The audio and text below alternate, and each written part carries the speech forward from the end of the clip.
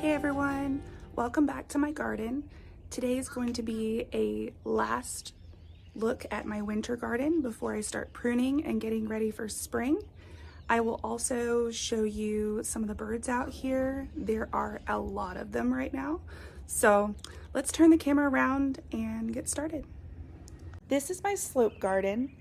It's about 4 years old now, going into its 5th season, and it faces west, so it gets full hot afternoon sun during the summertime.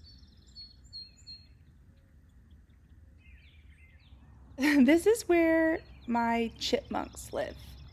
This is a common 9-bark, and they have built a den in the bottom of it. Look at these echinacea seed heads. They are still looking wonderful. The goldfinches are going to be taking advantage. I did leave my angelonia in the ground. I was just curious what they would do if they would survive. So we'll see what happens there. Also, this area is, I lost a couple plants here. I also usually do a drift of annuals as well. So this is going to be kind of a little blank slate for me this year. I'm looking forward to that. And these are my Walter's Viburnum. They are dwarf, and even though they're dwarf, they should still be in that 3 to 5 foot range. The regular variety gets pretty big, and these shrubs will flower. They have white flowers in the springtime, and I think they can get some berries in the fall, although I haven't really had a fruit set from these. I don't think you're supposed to prune them. I try not to prune them in order to try to get that berry set at some point later in the season.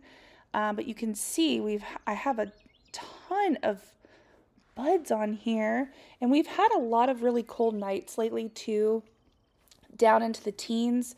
So I am curious if these were affected by that at all.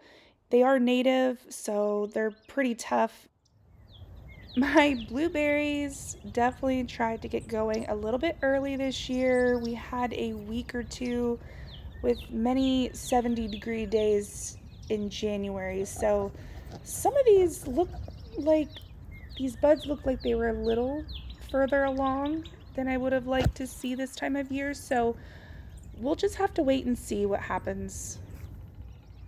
And this is my Chinese Fringe tree. I love this tree. It actually has a whole story behind it when it actually got bent at a 90-degree angle by thunderstorms when we were out of town, and I was devastated. I thought I had lost it, but it has come back strong, and I will probably do a video at some point about that.